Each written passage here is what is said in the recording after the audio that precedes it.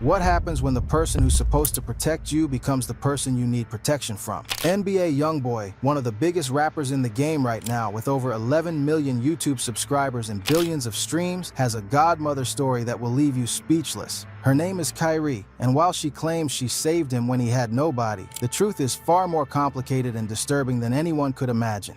In his song, I'm Bored, Youngboy dropped a line that shocked everyone. Kyrie really is. How she entered Youngboy's life when he was just a struggling kid in Baton Rouge. How she was there when his beloved grandmother passed away. And why Youngboy's own mother, Shahonda Golden, threw shade at her on Instagram saying, "Where was I when other people were raising my kids?" Two sides to every story. Today we're exposing the full truth about NBA Youngboy's godmother, from the good she did to the disturbing allegations that have everyone talking. Stay until the end because what we uncover will change how you see this entire situation. Let's get into it. To understand this story, we need to go back to Baton Rouge, Louisiana, where a young Kentrell Gaulden, better known as NBA Youngboy, was growing up in one of the most dangerous neighborhoods in America. This wasn't a fairy tale childhood, this was survival mode from day one. Kyrie Oliver, also known as Kyrie Garcia, wasn't some random person who stumbled into Youngboy's life.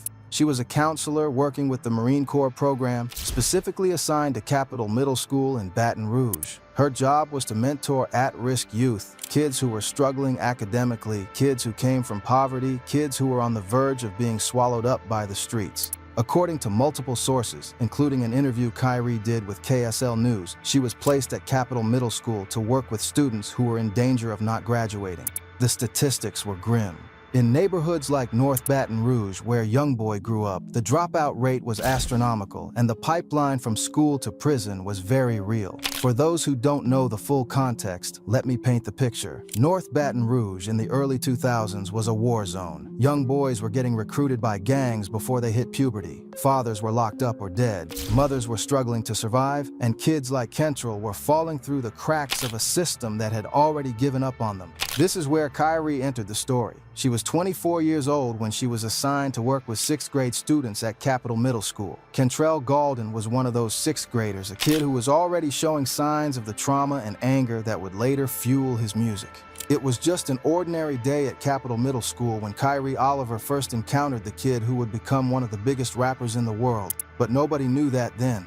All they saw was a troubled 6th grader who was on the verge of being held back, a kid with anger issues, a kid who was already gravitating toward the streets.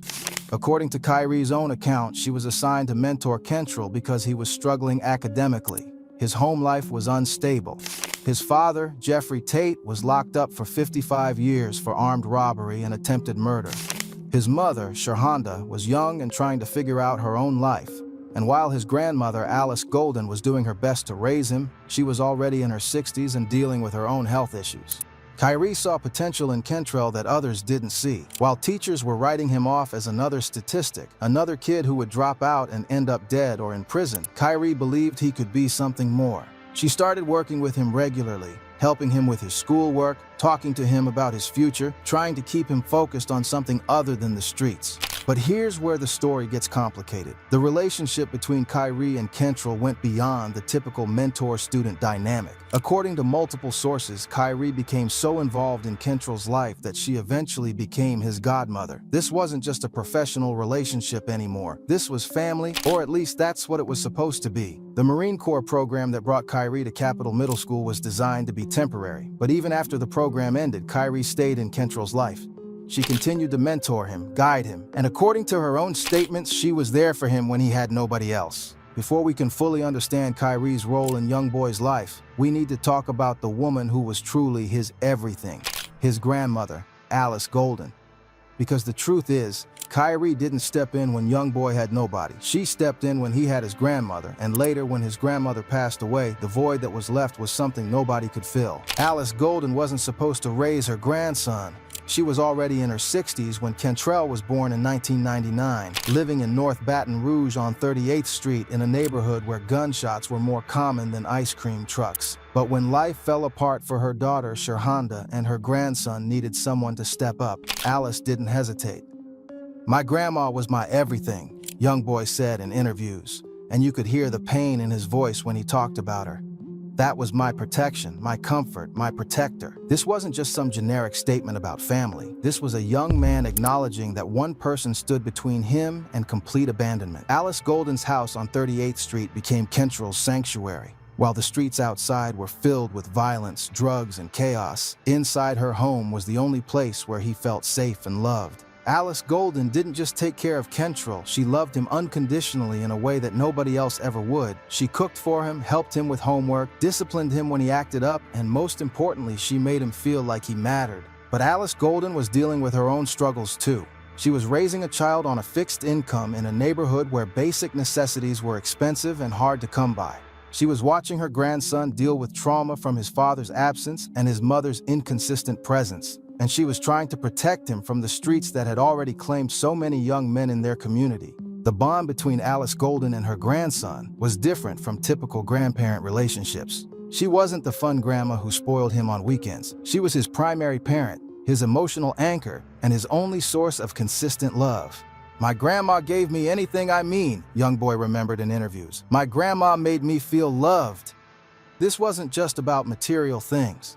Alice Golden gave him emotional security that allowed him to develop into someone capable of love and loyalty even in the midst of chaos. When Alice Golden passed away around 2017 to 2018, NBA Youngboy lost more than just his grandmother. He lost the only person who had ever loved him unconditionally. The impact of this loss cannot be overstated because it fundamentally changed who he was as a person and as an artist. So, as she died, "I seen like just this very big difference inside everything," Youngboy explained in interviews. And this difference was immediately apparent to everyone around him. The young man who had always been intense and emotional became even more isolated and guarded after losing his grandmother. "When she died, I ain't never felt that feeling again," Youngboy said, referring to the feeling of being truly loved. This statement reveals the profound impact of Alice Golden's death on his emotional development. The loss of unconditional love at such a crucial time in his life left him unable to trust or connect with people in the same way. The timing of Alice Golden's death was particularly devastating because it came just as Youngboy's career was really taking off. He was achieving the success that she had always believed he could reach, but she wasn't there to see it or share in his accomplishments. This is where Kyrie's role in Youngboy's life becomes more significant. According to her own statements and various sources, Kyrie was there for Youngboy during one of the darkest periods of his life. When Alice Golden died and Youngboy was dealing with grief, legal troubles, and the pressures of a rapidly growing music career, Kyrie stepped up. In her interview with KSL News, Kyrie claimed that she helped guide Youngboy when he was on the verge of being held back in school, and that she continued to be a presence in his life even after he dropped out of high school in 9th grade. She positioned herself as someone who believed in him when others didn't, someone who saw his potential and tried to keep him on the right path.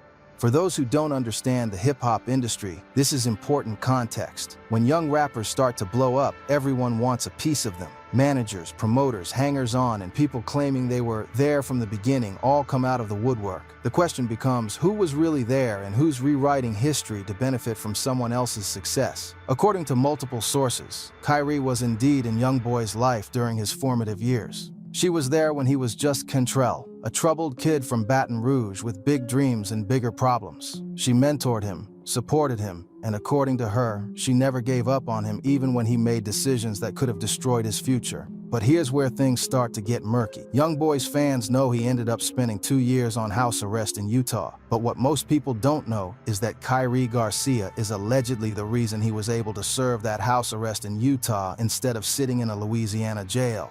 According to sources, Kyrie had connections in Utah and helped facilitate Youngboy's house arrest arrangement there. This was a huge deal. House arrest in Utah, away from the violence and chaos of Baton Rouge, gave Youngboy the space and time to focus on his music without the constant threat of street violence. During those 2 years, he released some of his most successful projects and solidified his position as one of the hottest young rappers in the game. So on the surface, Kyrie was the godmother who came through when it mattered most. She was there when his grandmother died.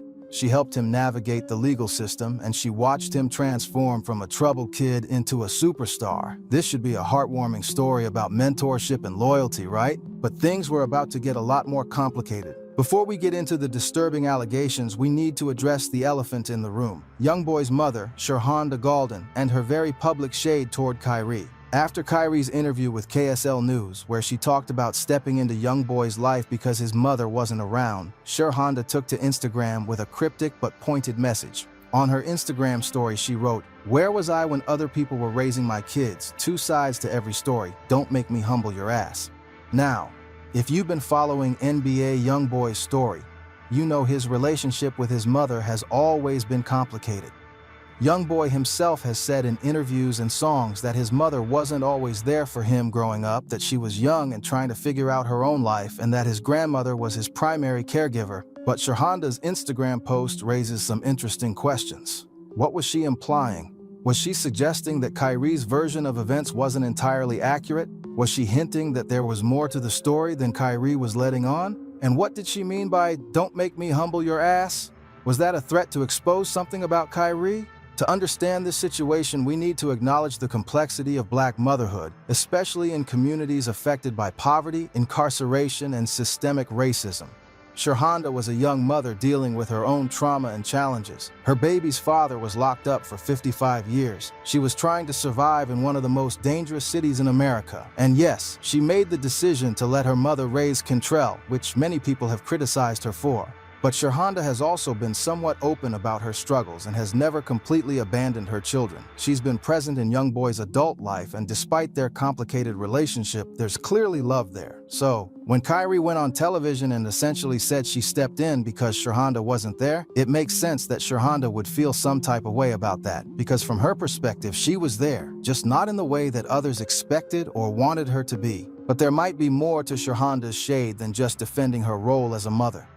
Some fans and observers have speculated that Shurhanda knows something about Kyrie's relationship with Youngboy that makes her uncomfortable. The phrase, "don't make me humble your A," suggests that Shurhanda has information that could damage Kyrie's reputation if she chose to reveal it. What could that information be?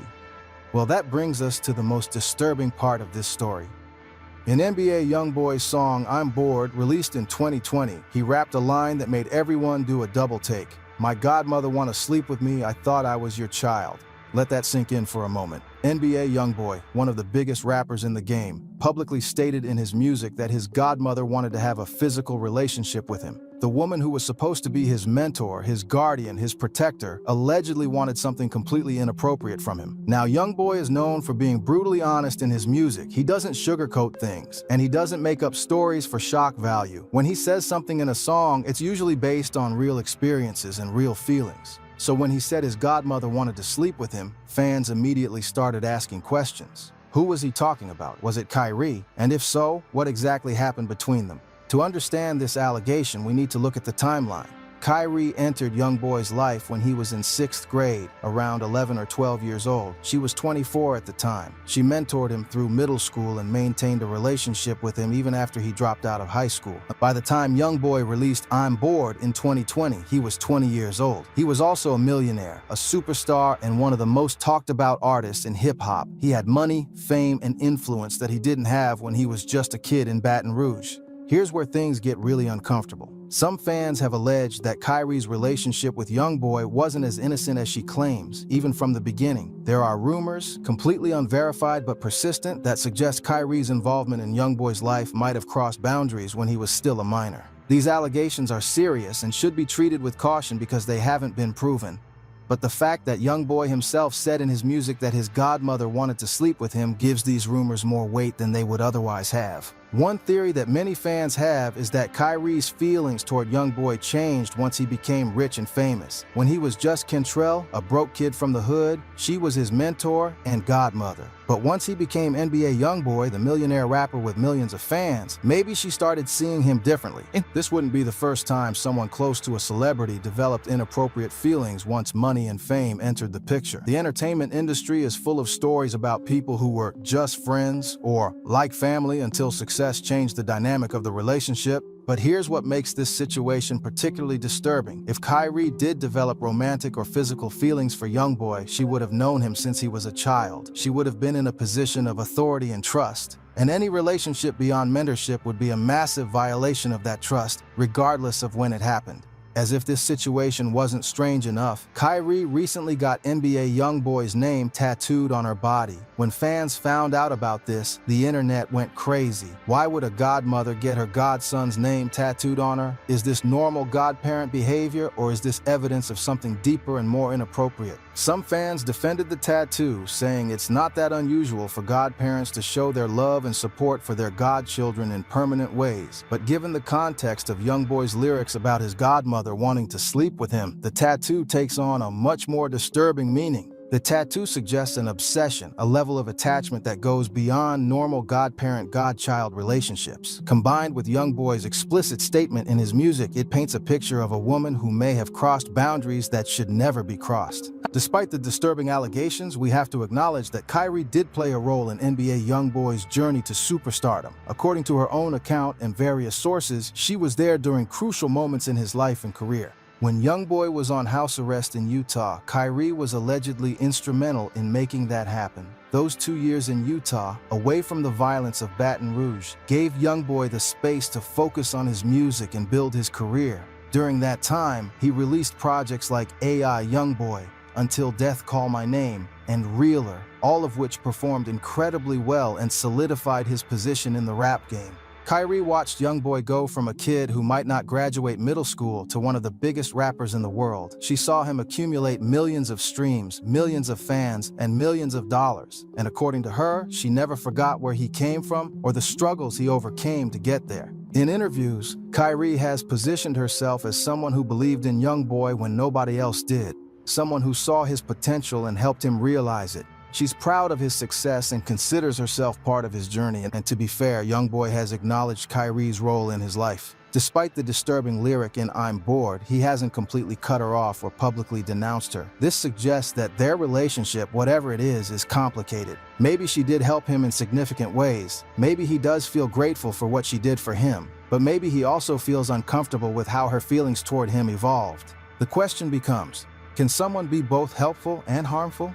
Can someone genuinely care about you while also having inappropriate feelings for you? The answer is yes, and that's what makes this situation so complicated. Kyrie may have genuinely wanted to help Youngboy succeed. She may have seen his potential and worked hard to keep him on the right path. But if she also developed romantic or physical feelings for him, especially if those feelings existed when he was still a minor, then her help comes with a very dark side. This story isn't just about NBA Youngboy and his godmother. It's about power dynamics, exploitation, and the vulnerability of young people in the entertainment industry. When adults are placed in positions of authority over children and teenagers, there's an inherent power imbalance. Teachers, counselors, mentors, and godparents have influence over young people's lives, and that influence can be used for good or for harm. If the allegations about Kyrie are true, if she did have inappropriate feelings for Youngboy or acted on those feelings, then she would have abused her position of power. She would have taken advantage of a vulnerable young man who trusted her and depended on her for guidance and support. The entertainment industry has a long history of adults exploiting young talent. From managers who steal money to producers who demand physical favors, the stories are endless and disturbing. Young artists, especially those who come from poverty and difficult backgrounds, are particularly vulnerable because they're desperate for success and willing to tolerate inappropriate behavior if they think it will help their careers. NBA Youngboy came from nothing. He grew up in poverty, surrounded by violence, with a father in prison and a mother who struggled to be present.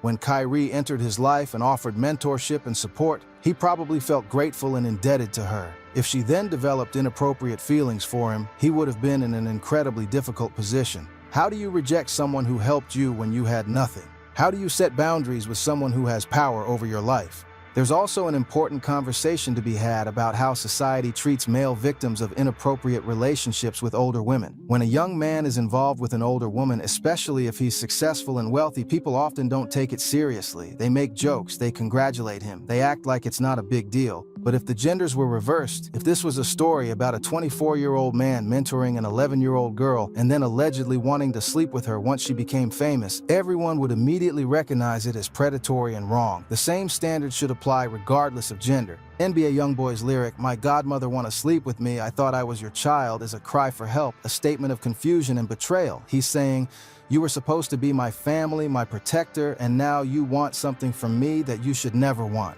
That's traumatic, regardless of his age when it happened or his current success and wealth. When you look at the whole picture, the story of NBA Youngboy and his godmother Kyrie is a complicated mix of genuine help, questionable motives, and potentially predatory behavior.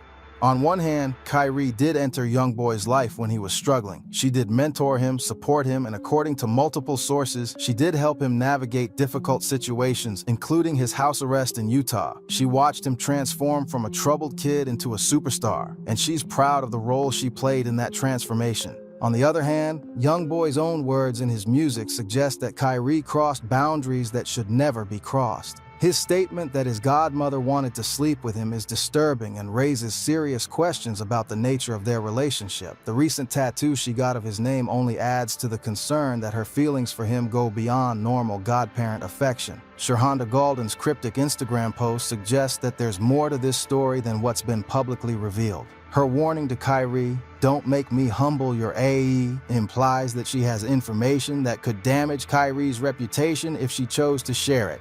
There are still many unanswered questions in this story.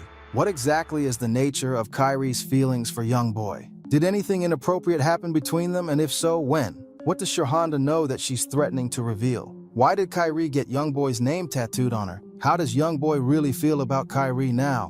These questions may never be fully answered because the people involved have reasons to keep certain details private. But what we do know is enough to raise serious concerns about power dynamics, exploitation, and the vulnerability of young people in the entertainment industry. At the end of the day, NBA Youngboy's story is a reminder that success doesn't erase trauma and money doesn't heal wounds. He lost his grandmother, the only person who loved him unconditionally, and he's been searching for that feeling ever since. "Only time I ever feel love is when I walk on stage," he said, which is one of the saddest statements a person can make.